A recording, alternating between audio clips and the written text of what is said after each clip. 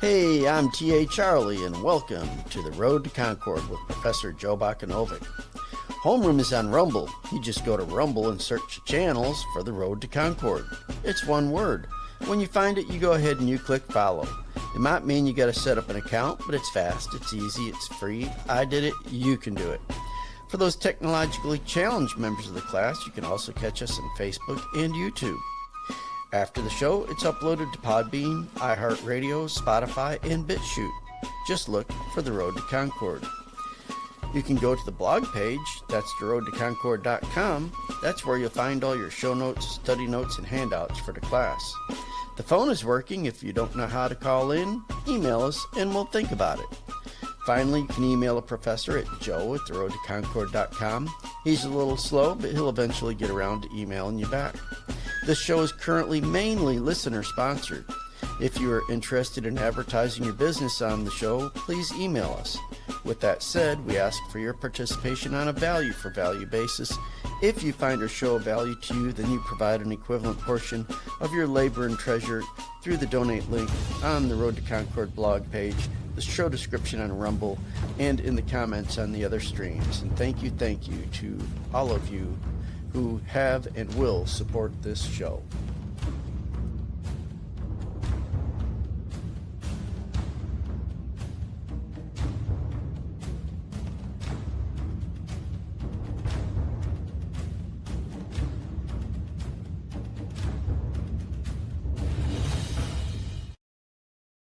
Good morning. Welcome to the Road to Concord. Today is Thursday, January 15th, 2026. I am your host, Joe Bakanovic. This will be part 2 in our series on logic.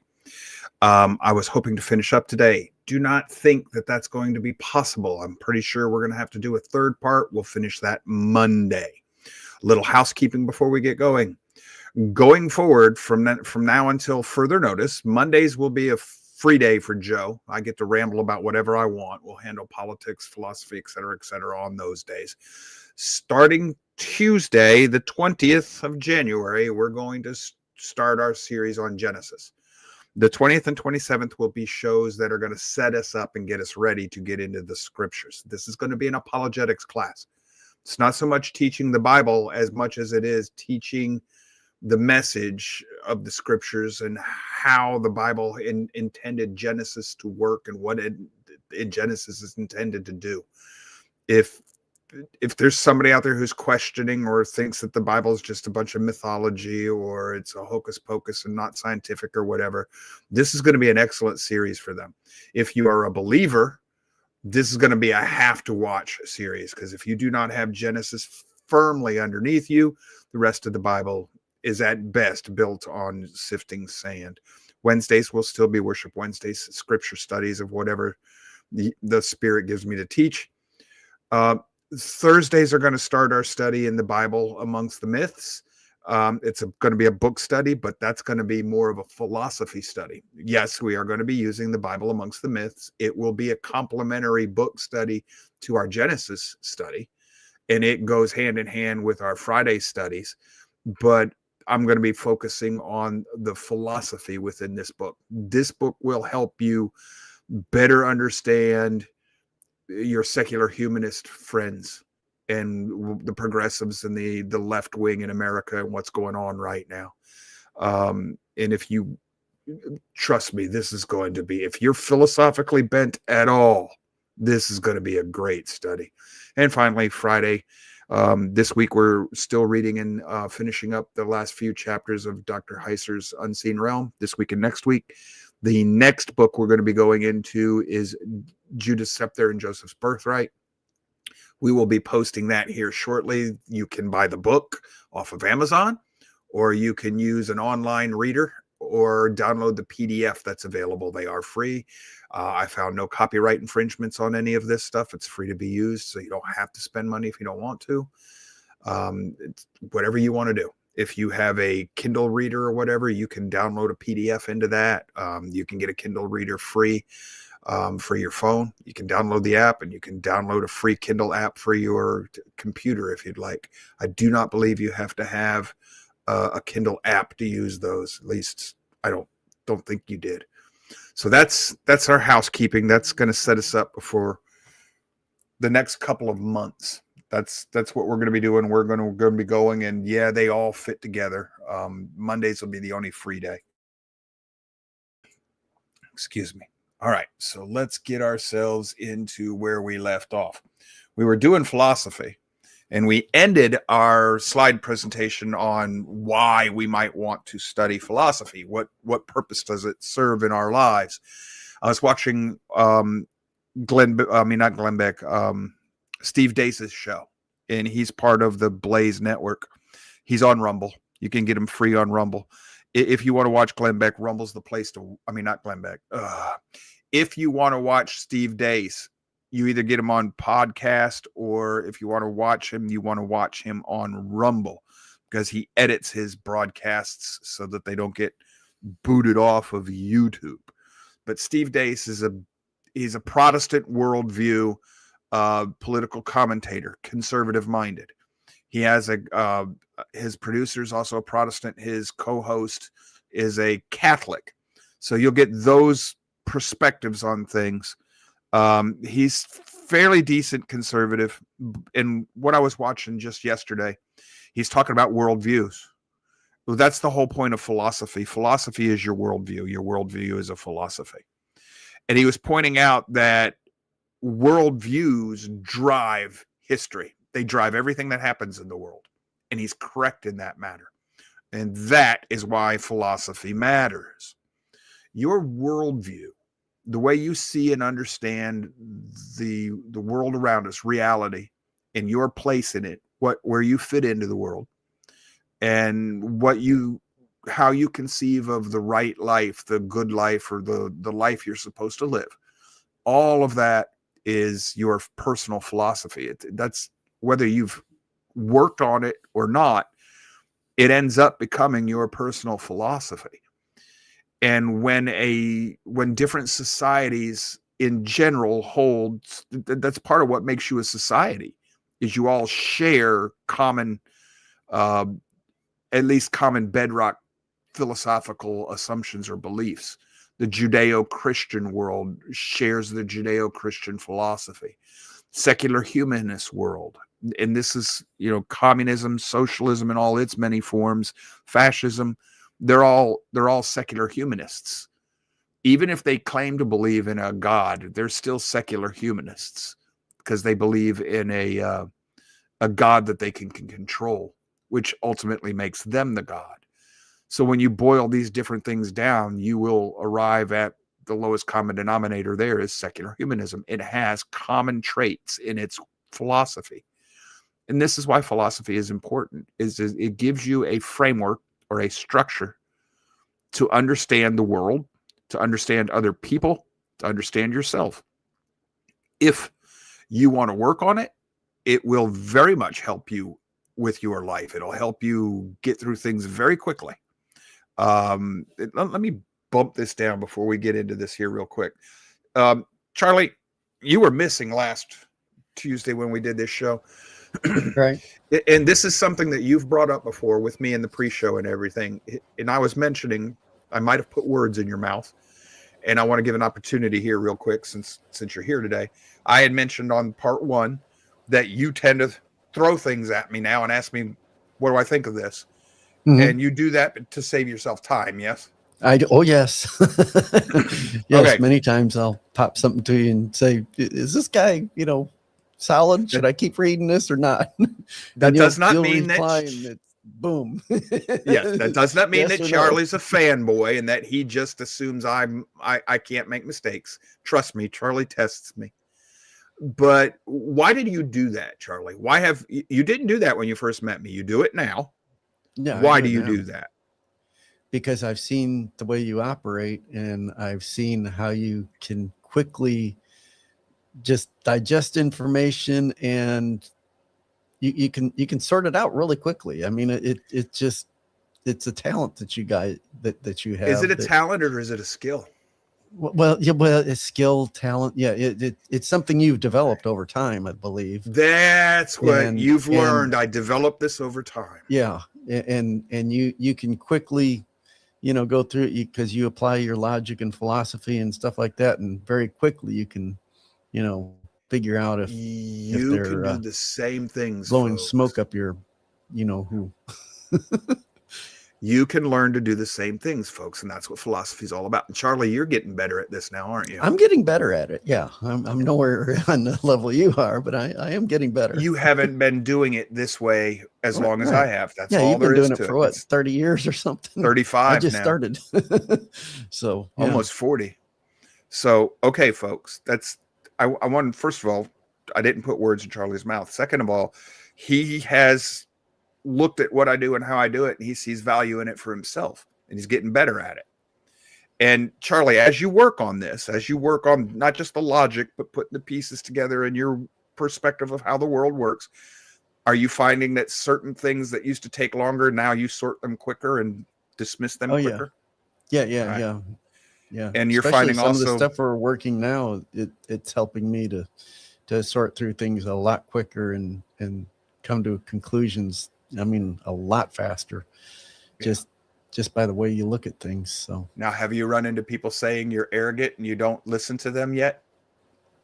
well, I've had that problem for time Okay, myself. well, But that's going to get more and more common yeah, as you perfect this, because yeah, people will people. think you've got to listen to their whole 3-hour diatribe to explain themselves. And in the first 2 minutes, you told them who they were. They don't realize that. Yeah. They don't realize it. So, all right, let's get back to how this works. Thanks, Charlie. I appreciate that. Glad you're here.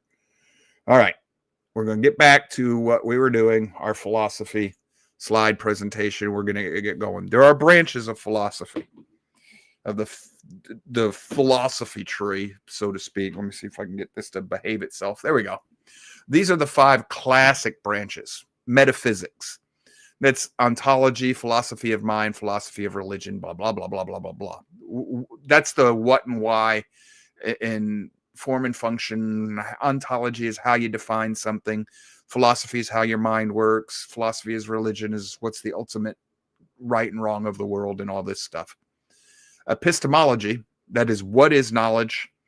Can we actually truly have knowledge, and how do we get that knowledge? Epistemology deals with how do we know something. Logic, that is, what is an argument?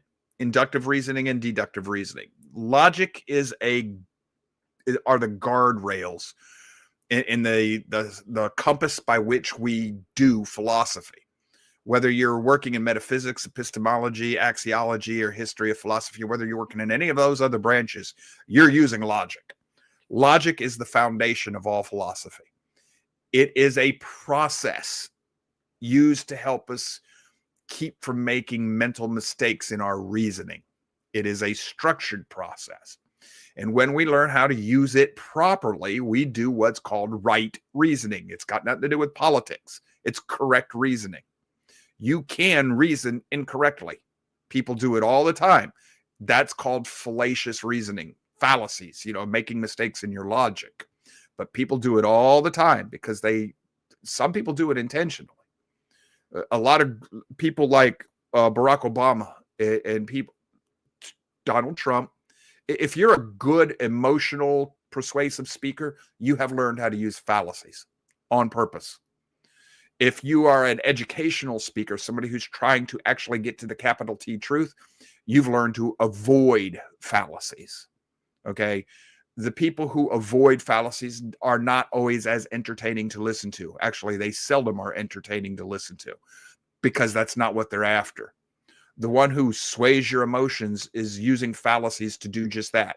And it's called an appeal to emotion. That's an actual fallacy. So the very nature of their type of speech and the purpose of their speech is fallacious, not logical, meaning it's going to lead to mistakes, mistaken conclusions. So logic is set in front and center in philosophy. Axiology, that deals with ethics, aesthetics, political theory, et cetera, et cetera. History of philosophy, that's just people and ideas. That's Ecclesiastes. Nothing new under the sun, boys and girls. Now, here is a different, more expanded version. You have, same still 5 basic, epistemology is skepticism and dogmatism. Those are Greek forms or schools of philosophy. Axiology is ethics, aesthetics, politics, etc. Logic, that's categorical, propositional, mathematical. Also, language is a form of logic. You have metaphysics, that's the philosophy of the mind, philosophy of religion, universals, ontology, causality, etc. History of philosophy, ideas and people. There are some who think that philosophy is got other branches. They think political philosophy is its own branch and deduction is its own branch and whatever. This is just different people arguing over how to look at philosophy. The major branches here, this is actually the one I would probably prefer, but that's just me. And now we're going to go to Wikipedia, and we're going to be looking at logic is the study of correct reasoning. We're going to look at the different branches, different types of philosophy, different areas. Logic is first. It's the study of correct reasoning, right reasoning. When I was in philosophy school, they called it right reasoning. It aims to understand how to distinguish good from bad arguments. It's aimed at your reasoning process. How did you get to where your conclusions? How did you get there? It's the process. This is very important to somebody who's studying logic. It is usually divided into formal and informal logic. I don't like formal logic. Formal logic is machine code and things like this. It says formal logic uses artificial language with a precise symbolic representation to investigate arguments. I can do formal logic. There's a notation for deductive reasoning, formal logical arguments, and it does look like a mathematical equation. It's logic, but it uses symbols and codes that looks like mathematical equations. And a lot of times it doesn't even deal with the argument. It deals with, variable A, variable B, variable C. Well, in this case, these are precepts, propositions. If this and this and this, and you just put A, B, and C in them. So you'll run through the argument. And when you arrive at a conclusion, you just go back and look what the conclusion is, and you can plug it into a lot of different thinking. This is what I have learned to do instinctively while we're talking or while I'm reading something or listening to something. I'm doing the formal mathematical logic in the background of my mind. It just become the air I breathe. I'm not worried if you understand that. That's for a logistician and a philosopher to get into. There are very few of you here listening to me that are ever going to be interested in that. So the formal, in its search for exact criteria, it examines the structure of arguments to determine whether they are correct or incorrect. In other words, you're looking for, is it sound, valid, and rational? Okay, that's what you're looking for. Informal logic uses non-formal criteria and standards to assess the correctness of an argument. It relies on additional factors such as content and context. The philosophy of language studies the nature and function of language. It examines this is going to be a subset of logic. So the philosophy of language, to me, I would put it under a subset of logic because it's like a machine code. It's a form of processing communication. And if you do it correctly, you get the right results. If you do it incorrectly, you get the wrong results. So the philosophy of language studies the nature and function of language. It examines the concepts of meaning, reference, and truth. This is why I'm always on to definitions. It aims to answer questions such as how words are related to things and how language affects human thought and understanding. It is closely related to the disciplines of logic and linguistics. You see, they're going to put this under epistemology. How do you know what you know? I disagree with them. I think this should go under logic, but that's just me. There's reasons I think that way. Whoever wrote this article on Wikipedia thinks differently. The philosophy of language rose to particular prominence in the early 20th century in analytical philosophy due to the works of Frege and Russell. One of its central topics is to understand how sentences get their meaning. There are two broad theoretical camps, these emphasizing the formal truth conditions of a sentence and those investigating circumstances that determine when it is suitable to use a sentence, the latter of which is associated with speech act theory. Okay, let me stop right here. I want to explain a little bit of this. I want you to understand why I put this in the area of logic.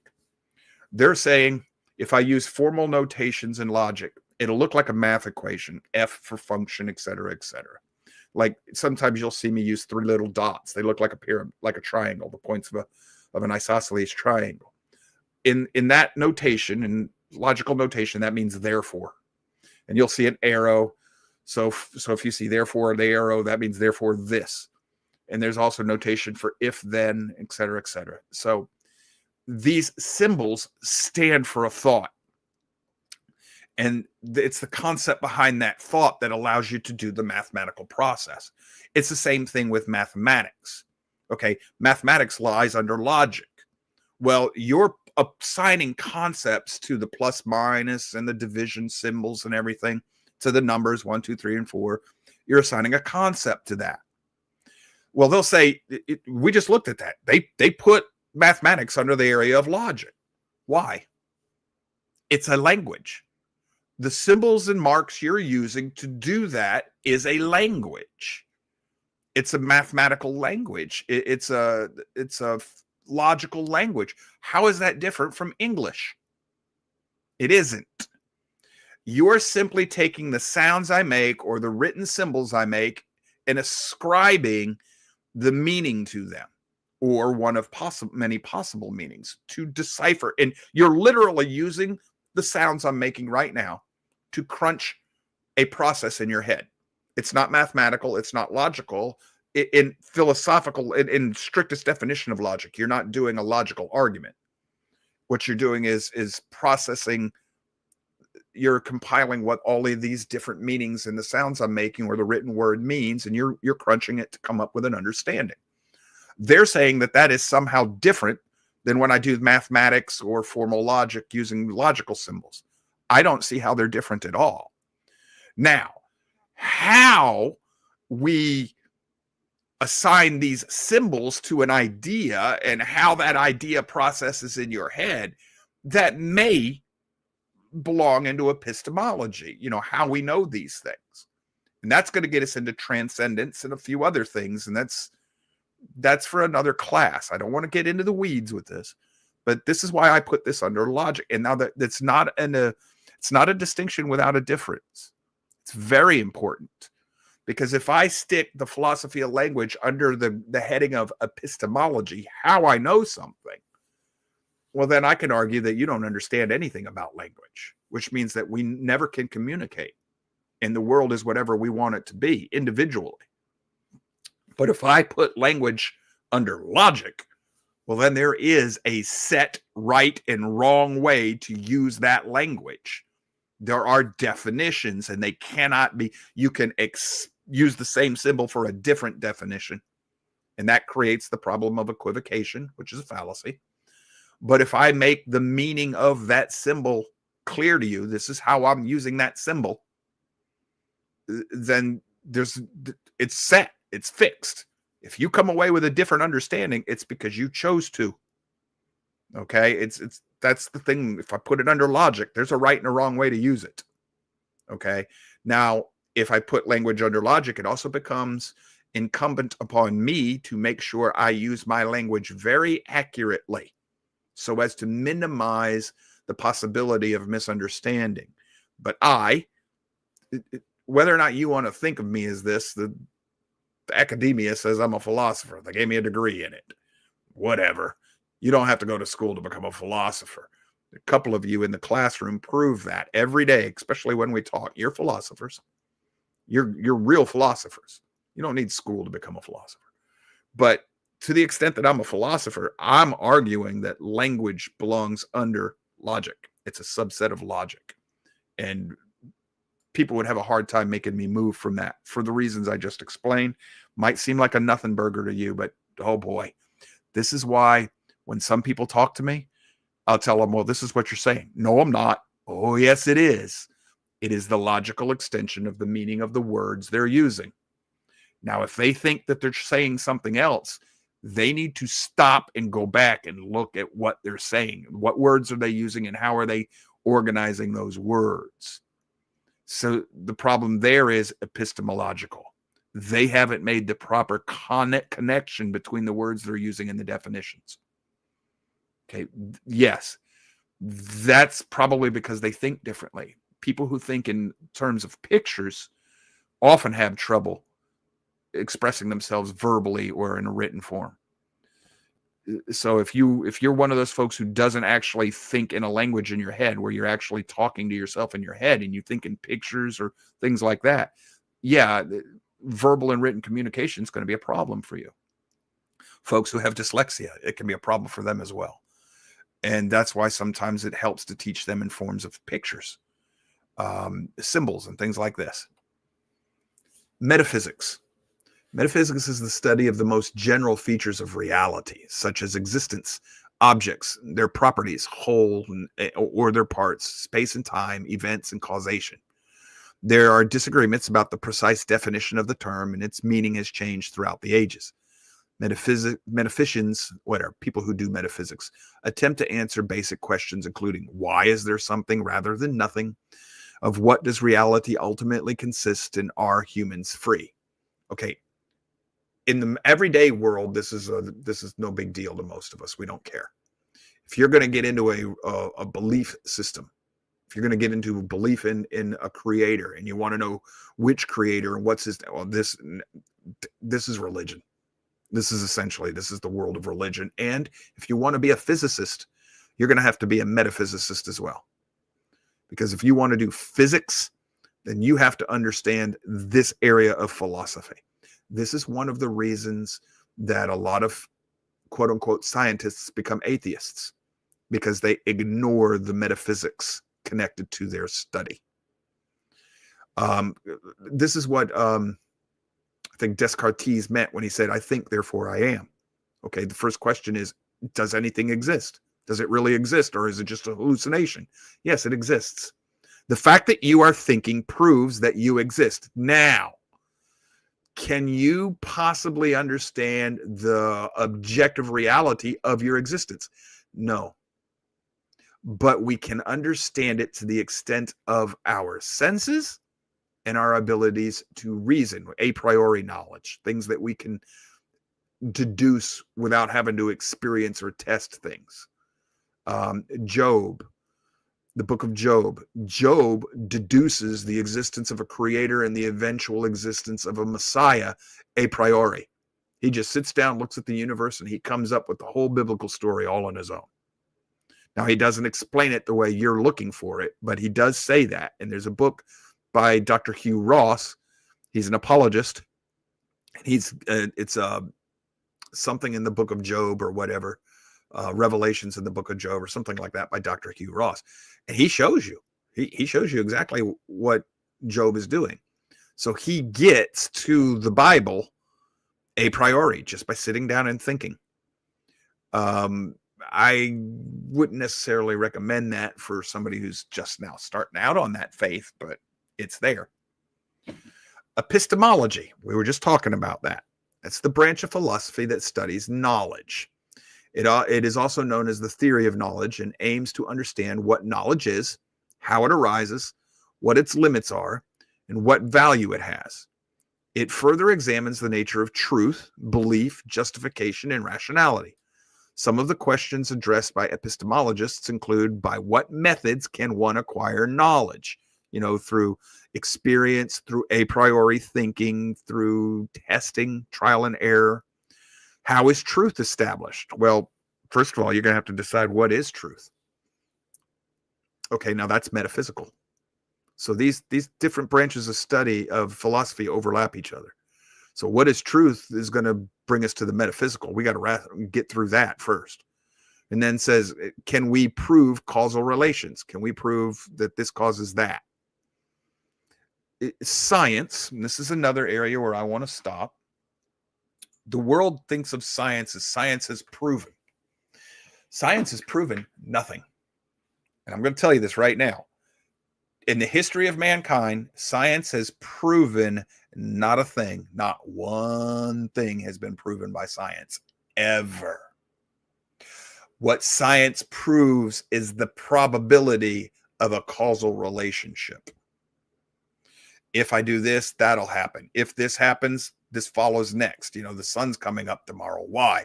Because in all of human history, the sun has always come up at this point in time on my clock. Oh, wait a minute.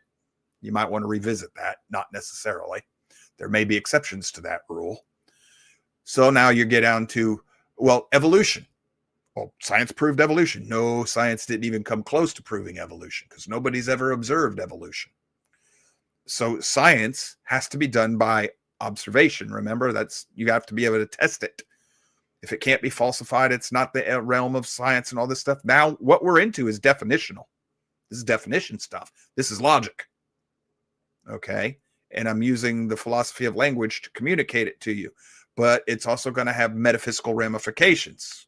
Is there a God? Is there not a God? Creator, no creator, et cetera, et cetera.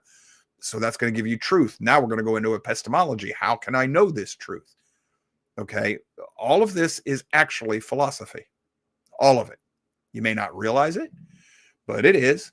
And the more time you spend working through the basics, the philosophy itself, the better you'll get at actually applying it. So continued from the other one, epistemology is primarily interested in declarative knowledge or knowledge of facts, what we believe to be a fact, like knowing that Princess Diana died in 1997. But did she? What? Okay, Joe, don't confuse me. Well, it all depends on what calendar you're using. That's not a distinction without a difference. It's one that we don't pay attention to. And it's okay because you don't need to in your daily life on most cases. But the Chinese calendar has a different year than we do. The Hebrew calendar has a different year than we do. The Essenes calendar has a different year. The Julian calendar, a different year. Why does that matter? Well, what if I told you that she died in the year 5,900 and something else? Oh, Joe, you're crazy. Not using the Essenes calendar, I'm not. That actually matters, folks, because now how does it matter? When we're discussing things with our liberal friends, or liberals are discussing things with their conservative friends, a lot of times they're using the same words with different meaning. That's an equivocation problem. But what if you're using the same words with the same meanings, but you're coming at it from a different worldview? So you have different understandings of the metaphysics, what is truth.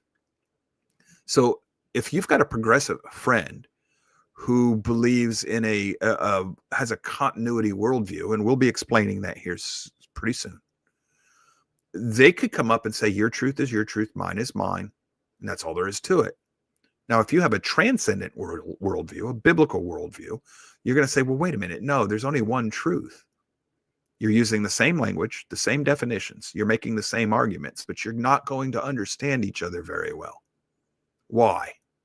Because you're coming at it from two entirely different worldviews. Just like if an Essene said, no, she died in 5,900 and whatever. No, she died in 1997. Now you're fighting each other. But it's only because you're communicating from two different worldviews. And this is a means of conflict. You could end up coming to blows over something like this because nobody stopped and said, whoa, wait a minute. What's your perspective? How are you coming at what's your philosophy on this? How are you looking at this?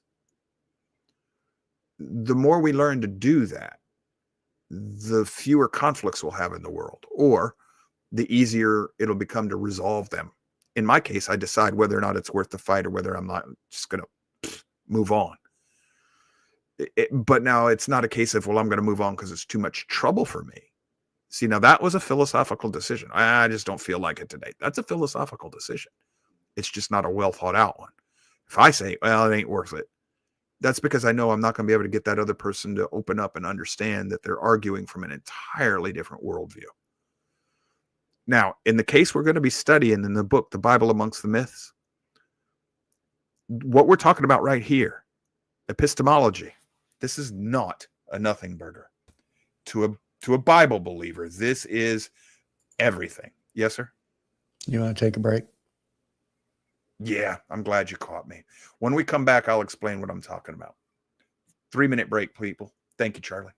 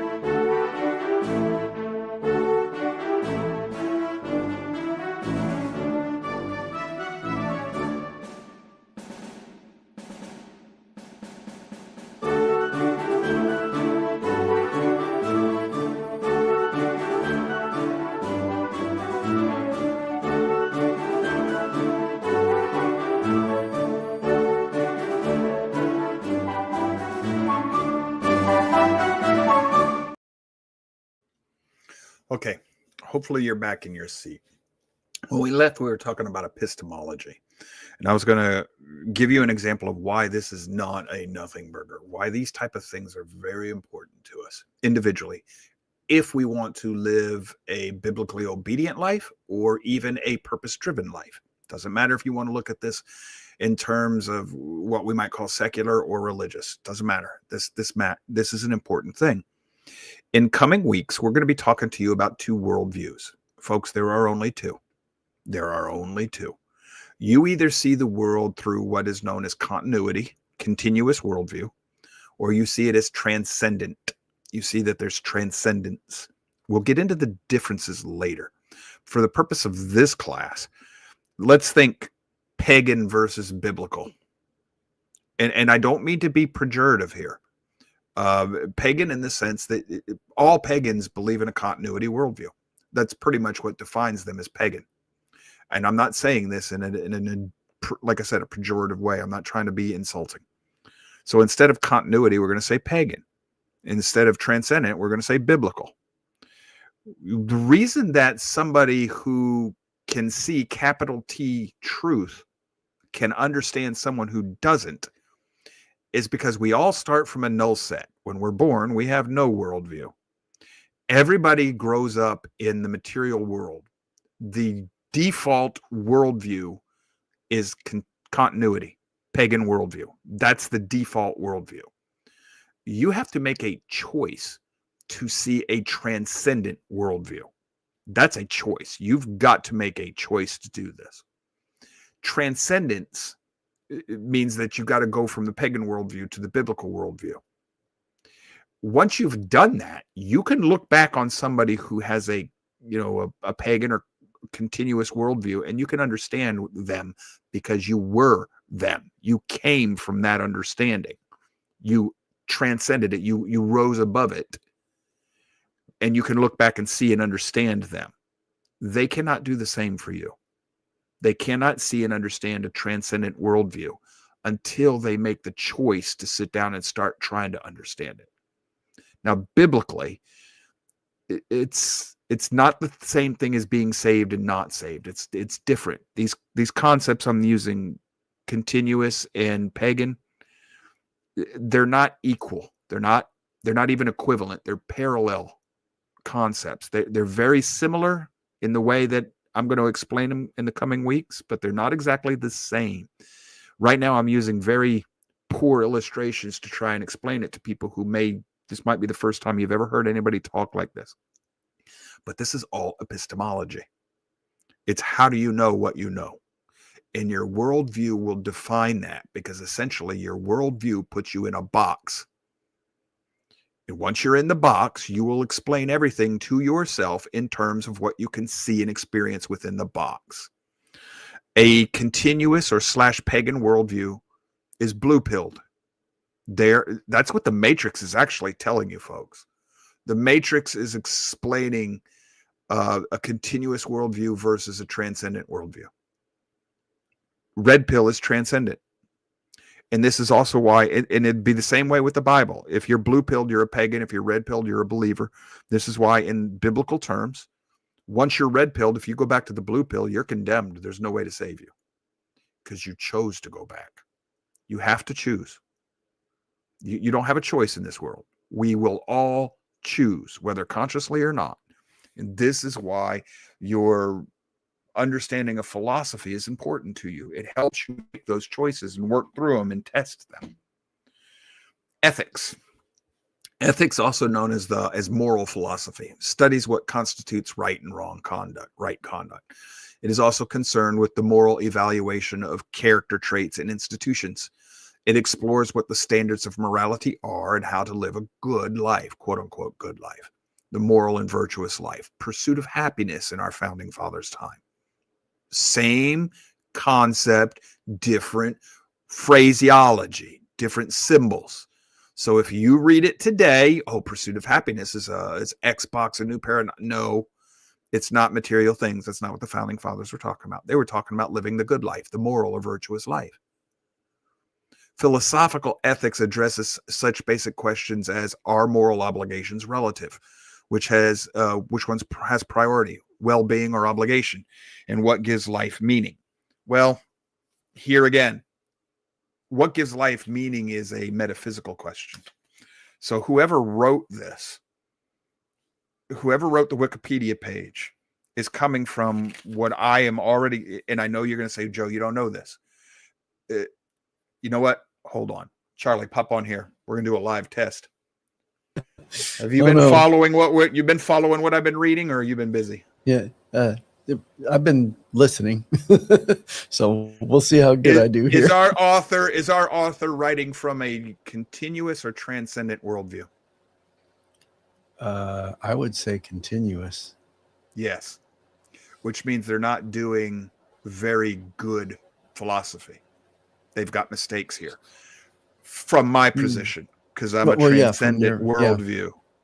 From his position, he's made no mistakes. I can correct him and tell him he's wrong. He won't even see what I'm trying to correct. Why? How do I even know this? I recognize it because of where he's putting things. Metaphysics, whoever wrote this just told you metaphysics deals with these type of questions like what gives life meaning. And now he's saying it's in ethics without telling you that there's a crossover. That's a problem. He's not using his language precisely. He's making too many assumptions for his audience. Yeah. And ethics that's muddy. Yes. And I've already told you, I believe there's a difference between ethics and morality. I believe morality is transcendent and ethics is man-made. Right. Yeah. Exactly.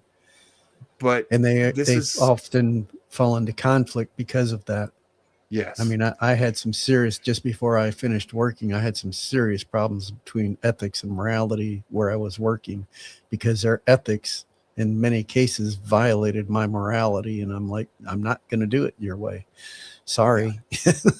Think of it this way. Ethics is legal, but not necessarily right.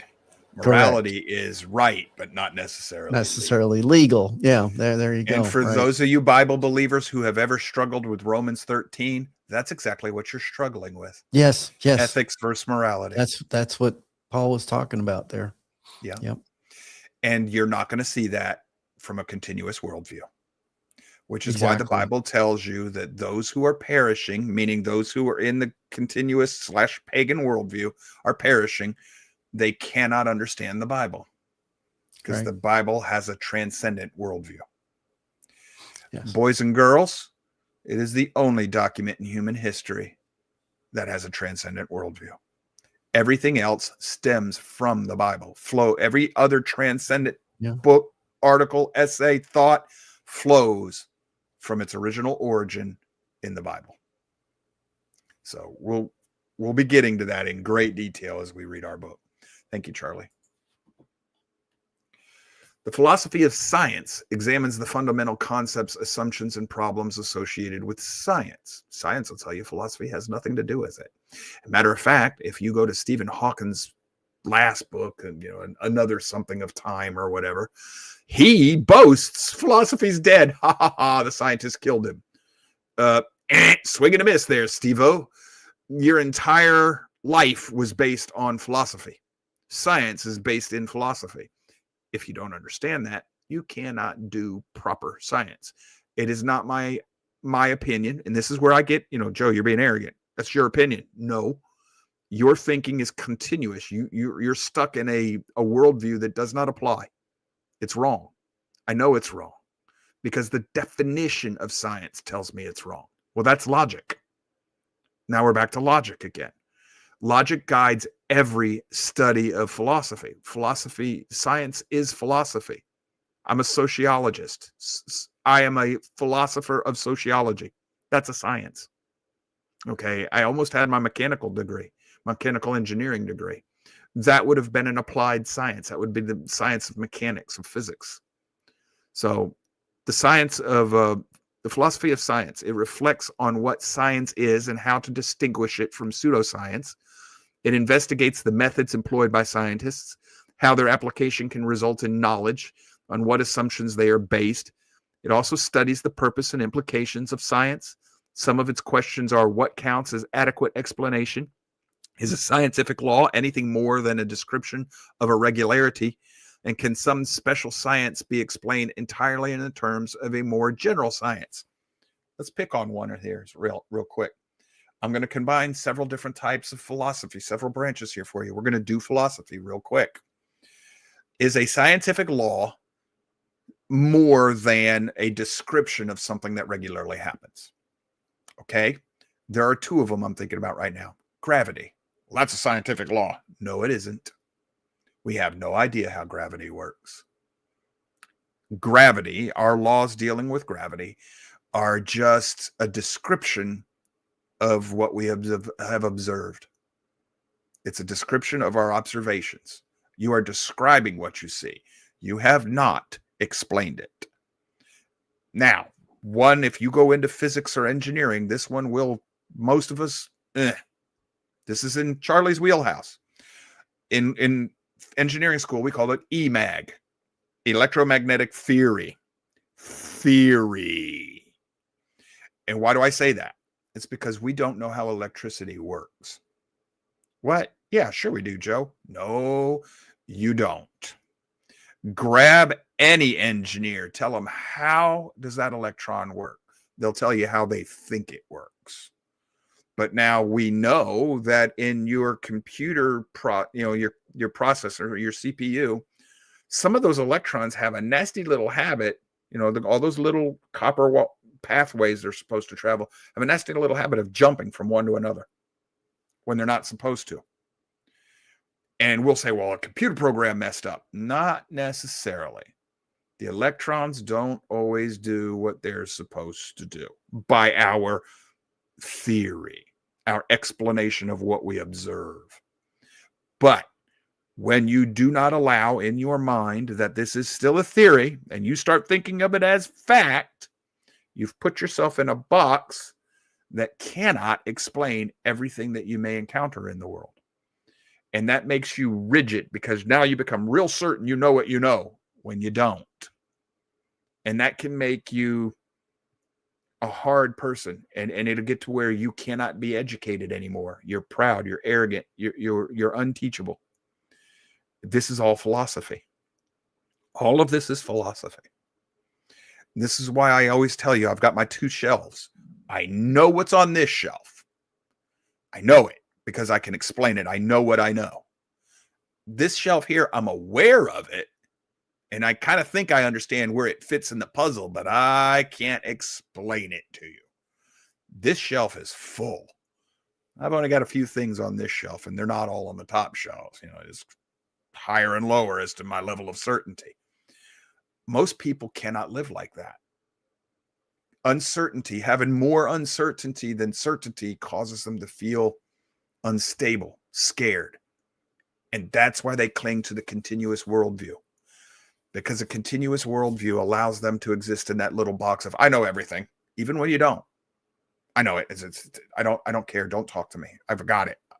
And then what happens when something comes along that box can't explain? Shatters them.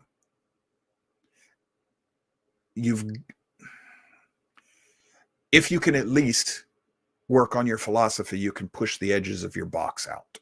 Okay. Make it harder for you to shatter, if that'll make any sense. It's continued. The philosophy of science is a vast field that is commonly divided into philosophy of the natural sciences, physics and stuff, and the philosophy of social sciences. I have a sociology degree, that's me, with further subdivisions for each of the individual sciences under these headings, like economics.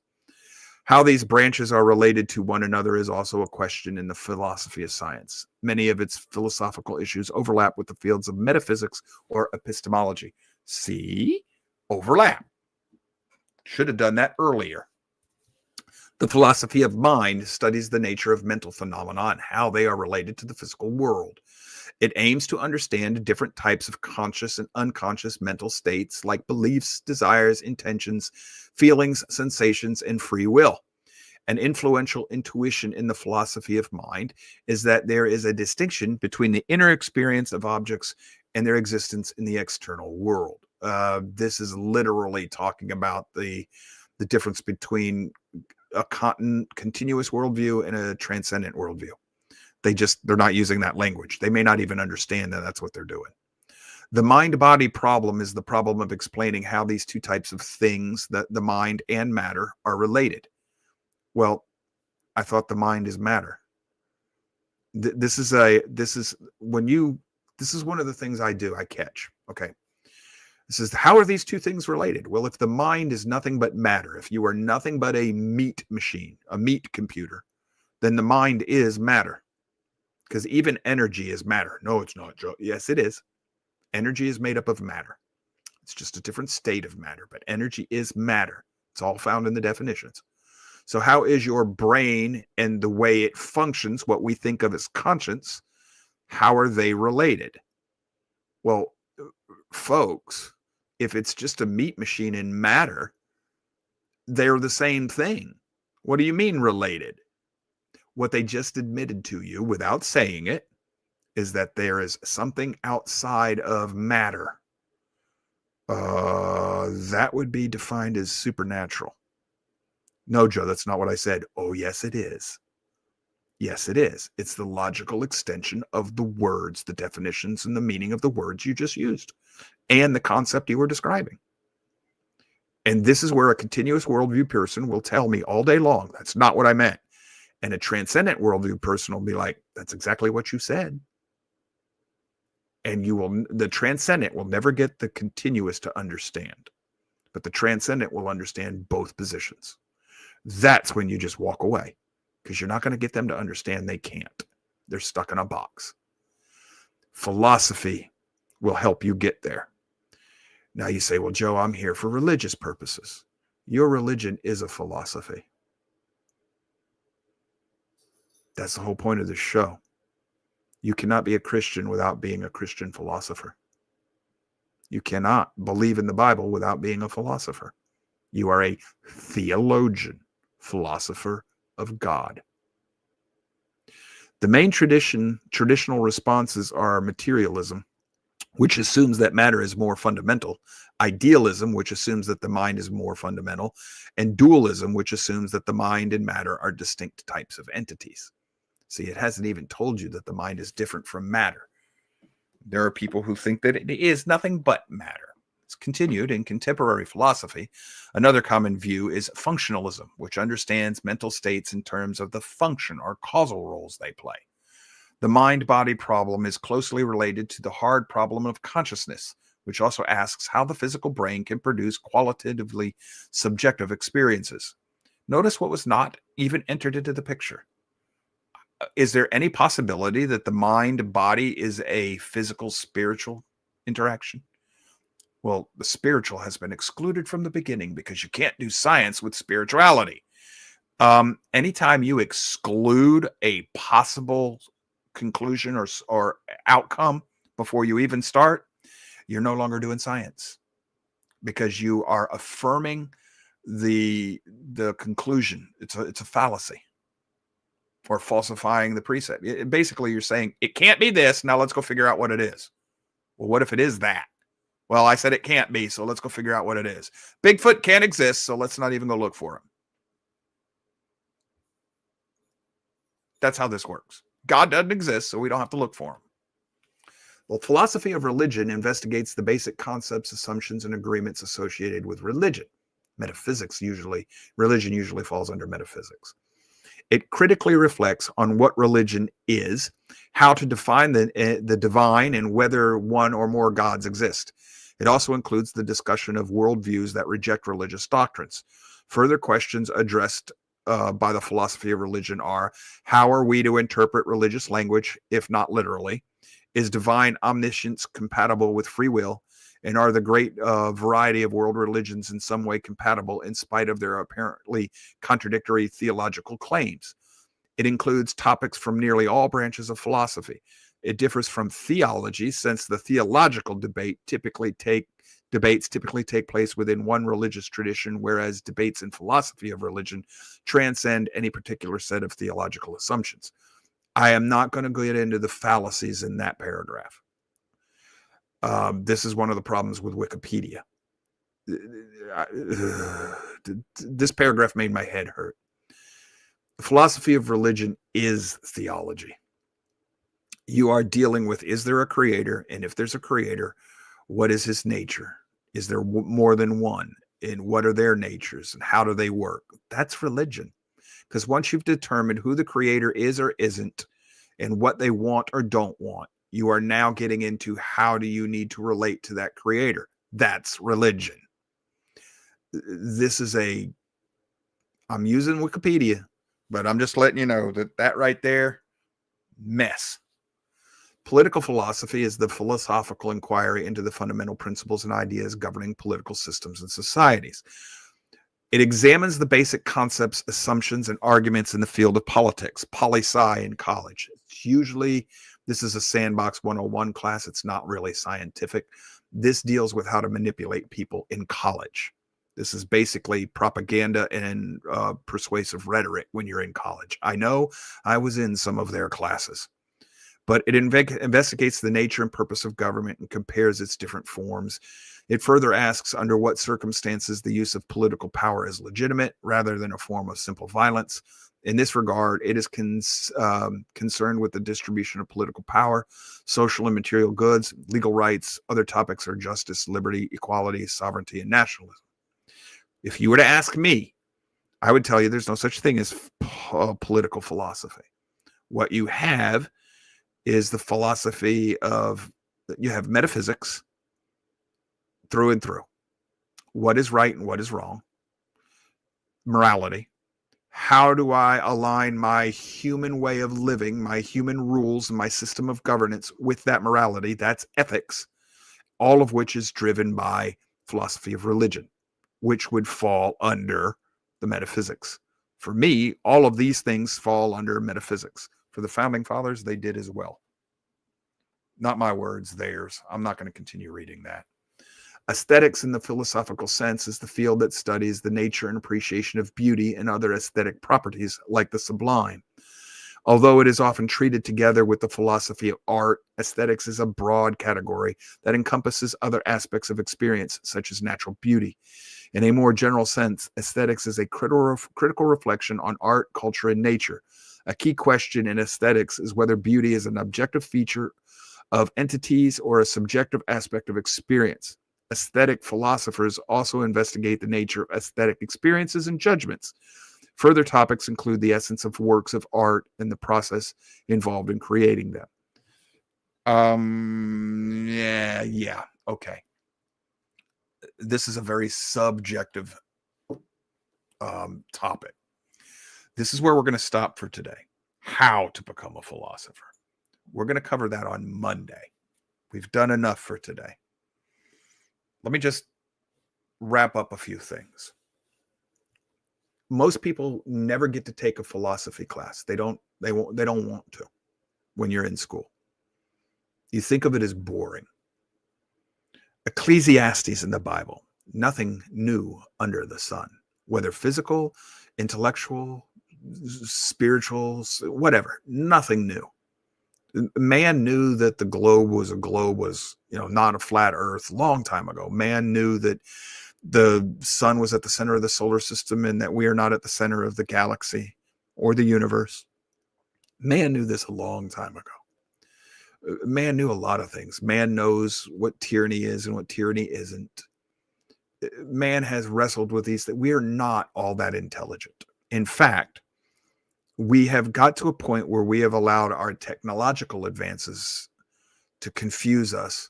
We've confused them with the idea of advance as a species, evolution. We're becoming smarter, better, more this or that, more godlike, I guess, for lack of a better way of putting it. We're not. We're devolving. We're going backwards. And most of us don't even see that, can't see that. We're trapped in a box. Philosophers try to understand the world as it truly is and accept the outcome no matter what it may be, good, bad, ugly, or indifferent.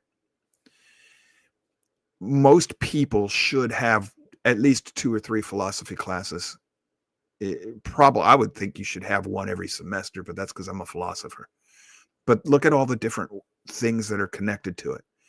You should have a class teaching you a little bit about the history of philosophy. teaching you what the different schools of philosophical thought were. And I don't mean the types or the branches. I mean the Stoics and the skeptics and things like this. And the skeptics are very much like the moral relativists today. They say they're going to run around saying, well, I don't know if that's true or not. Well, I don't know if gravity's real or not, so let me walk off this cliff to find out. And they literally did things like this. Well, I don't know whether or not I actually need to eat to live, so they would starve themselves to death. They did not last long because they actually lived their philosophy, and Darwin Awards take over. Okay, but we should study some of this stuff. Stoics are still today, and I've got real problems with Stoics, but it's very popular today. We should know something about these different philosophies and the different, like, was it Plato's Republic? We should read things like this. Plato's Republic is communism. Marx didn't invent anything new, folks. There's nothing new under the sun. But we should also study logic. That's a division of philosophy. We should study logic and at least right reasoning, informal logic, to help us evaluate whether or not the news article we're listening to or reading is telling us the truth. Philosophy of history. History is philosophically connected. This is one of the reasons that history is so dry and boring to students in schools, because it's not taught as a living thing. And it is. It's relationships. It's grand storytelling. And your history will teach you lessons based on your world views, your philosophy. How do you understand the world will determine how you see history. All of these things should matter to us. And even if we want to get into, we're going to be studying the Bible for a lot in great detail this year. If you come at Genesis with a Babylonian perspective, you might think that the Israelites are no different than you are. They just don't believe in many gods. They just one God. That's the only new thing you'll see. But if you actually read the Bible and take it on its own words, its own account, and you grant its own credit, it is a paradigm-altering, earth-shaking revelation that had never been discussed in the history of man before, and there's nothing been new since. And it existed beforehand. The Bible just reinserted it back into man's consciousness. It existed beforehand. Even that wasn't new. So you cannot study your Bible without being a good philosopher, to the extent that you're going to truly be able to apply it. Otherwise, you're just going to be a sheep. And if you're a sheep, shepherds are going to come along and try to cull you off of the herd.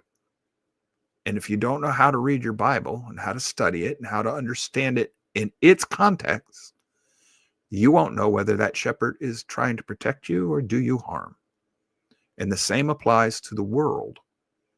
If you haven't got some sort of a worked out philosophy of what you believe and why, when evil comes along, you probably won't recognize it. And you especially won't have the courage of your convictions to stand up to it. And this is known and by people who seek to control us, and they count on the fact that we will never do the work to develop our own philosophies and the courage of conviction that stem from that. So Monday, we'll go over the third part of this class, and we'll teach you how to become a philosopher. Charlie, any comments or anything you want to address before we wrap for the day? Not really. I mean, this is good stuff because it helps us to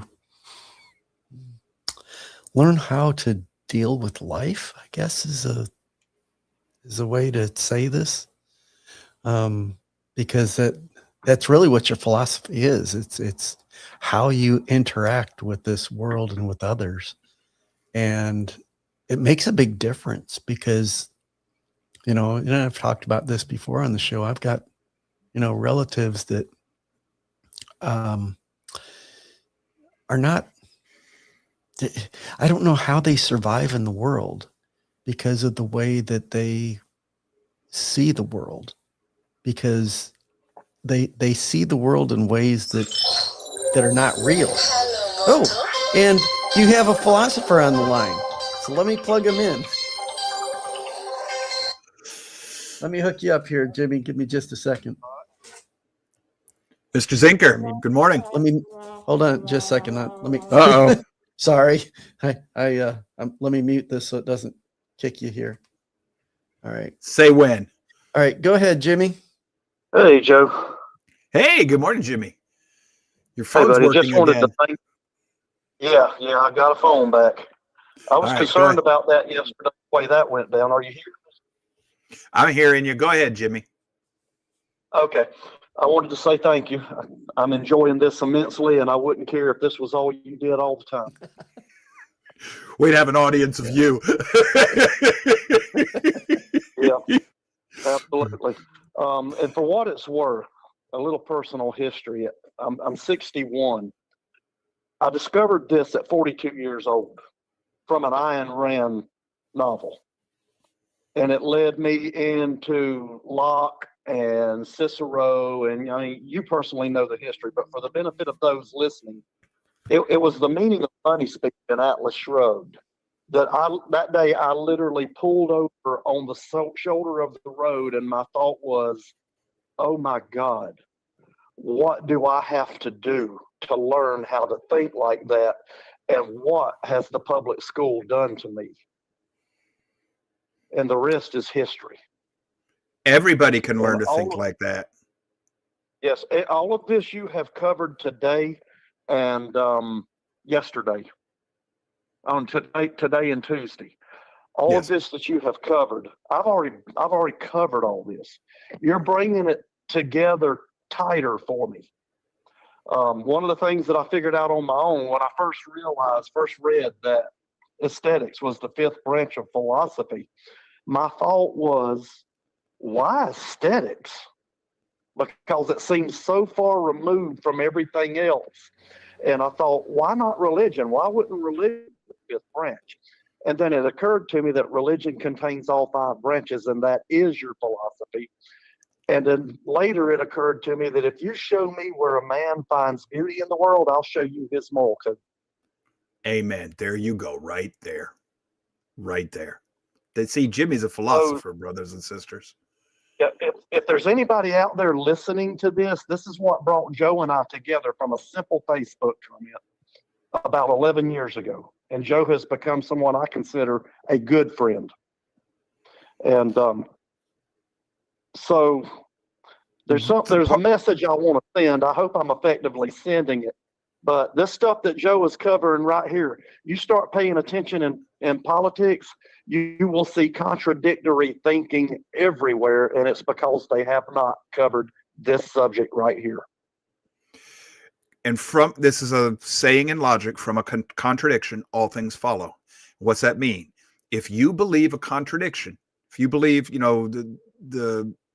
this is what we saw, double speak, you believe two things that contradict each other simultaneously, and you say they're both true, you can go anywhere you want. I promise you, yep, if you will elect me, I promise you I will lower your taxes and give you more government help. Which is, that's contradictory. I can't give you more government with lower taxes. In 2020, the Republican Party ran on the platform of fight socialism, elect us, and we'll give you a bigger COVID check. Yes. So this will give you principles that you cannot live without a philosophy, Jimmy, as you've discovered. Everybody has one. All we're trying to do is help you. Part 3, we're going to look at exactly how to become a philosopher. It's not as hard as you think. Jimmy's already told you the basics. What does that mean? And then when you get an answer, or why is that? When you get an answer, it'll lead you to another question. You just keep answering questions. Yeah, as far as being accused of arrogant, they are jealous and envious and combative because you know what you know and why you know it, and they don't. And as you said, you just exposed them. Yeah, it makes them feel insecure, which leads to fear. Yep. So I get it all the time in my Facebook travels, but I mean, you read my response to that fellow that attacked me the other morning. Yes, I did. I did. Did I take him to school? Yes, you did. And with the receipts. It was over whether or not Jimmy understood the Constitution. The guy told Jimmy to go read the Constitution, and the individual Jimmy was talking to obviously had not read it. So, well, he's read at least on the subject of ISIS authority. He's read just the like Constitution now. I encountered a lady yesterday telling me that Jesus is nowhere in the founding documents and he's never mentioned. No, his name is never mentioned. The concept of the Messiah is all through our founding documents. Oh yeah. So, I mean, she's looking for the word. It doesn't matter. The Shem is there. The nature and character of the Bible is built into your Constitution. Actually, and you can correct me if I'm wrong, Joe, but my response to her would have been, you're absolutely right, because the Declaration of Independence draws from the BC period of the Bible in Leviticus, not the time of Jesus. Yes, exactly. What the Declaration of Independence lays out is not Jesus's law per se; it's God's law, natural law, Right. the And I did tell her law that started in the beginning with the creation. right, and she gave me that. And then I asked her, I said, do you know the New Testament? She says, yeah, apparently you don't. I said, well, who is Jesus? He's God in the form of a man. Yep. So if you're telling me, right, and if you're telling me that the founders didn't know this, you haven't read the founders. So, I mean, no, it's not in your Constitution. But they would not, when they ratified it, they would not let you swear into office anywhere in the colonies unless you swore an oath of allegiance to Jesus Christ. You know, I saw a telling meme this morning. I'm going to have to ponder it some more. A group of dinosaurs are standing around, and they're arguing over a fireball in the sky. And part of them are arguing that it's a meteor, and part of them are arguing that it's a comet. And the caption was, another pointless argument, on Facebook. Yeah. Yes. All right. Well, I think that part 3 on Monday will probably be the part you're really waiting for. Doing philosophy is not as hard as people think it is. You just got to sit down and start doing it. And Jimmy, you've already been doing it. You've been organizing your thought process. Yes. System. And it's got to be an objective and clear system, and so that you know what you know is correct. The hardest thing for most people to understand, to start being a real purposeful philosopher, you got to get yourself those 2 bookshelves. In other words, you got to hold on to what you've learned. You can't learn it and then let it go, because then you're constantly learning, in which case you've learned nothing. And these are the areas where it'll help you. In a case in point, this morning, I read an individual's comment concerning, they're now saying the agent that shot the girl in Minnesota suffered internal injuries and internal bleeding.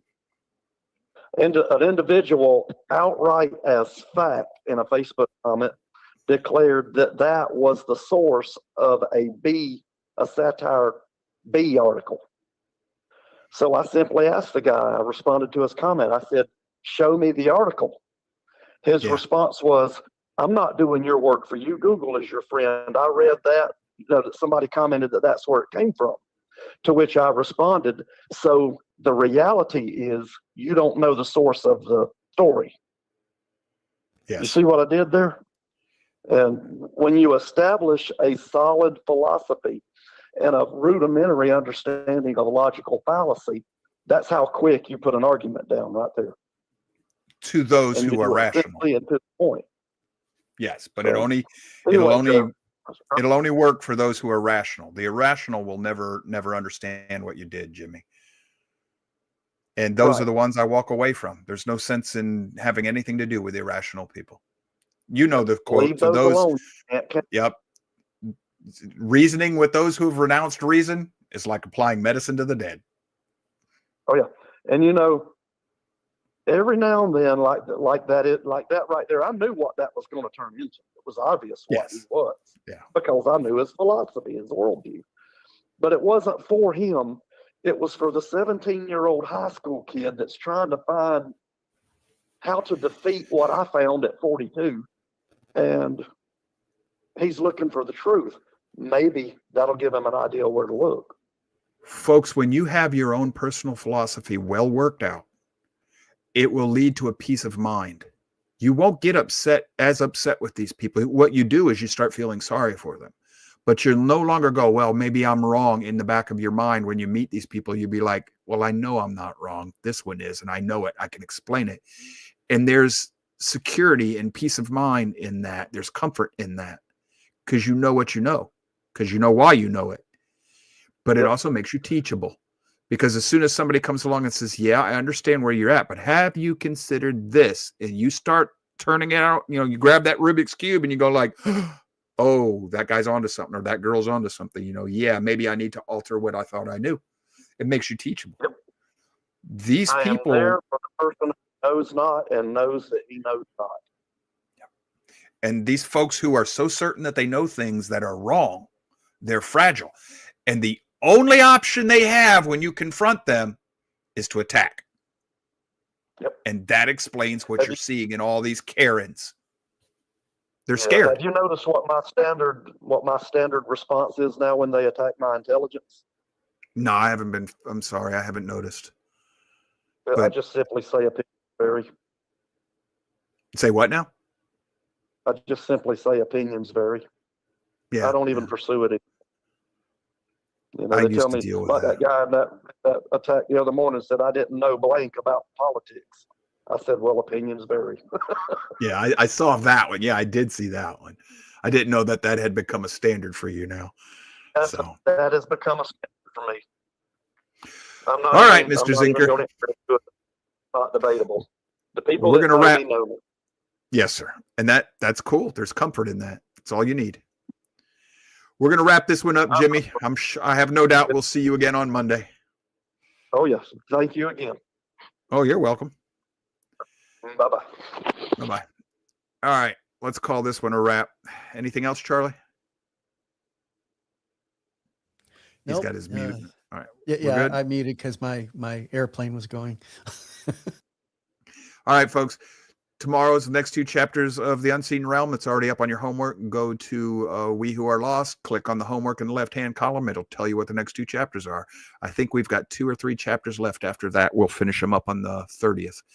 Or the 23rd and 30th, somewhere in there. Other than that, if you like what we're doing, hit the like buttons, subscribe if you haven't already done so you don't miss anything. Yes, I am an acquired taste. But if you share the show, just tell people that.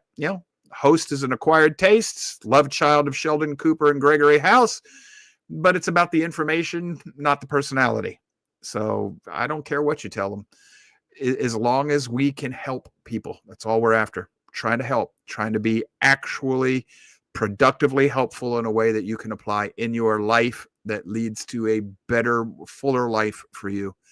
Not necessarily more prosperous, not necessarily more comfortable, but one that leads to the good life, the pursuit of happiness, as the way the prophets would have explained it, as the way that the Christian world understood it at the time of our founding.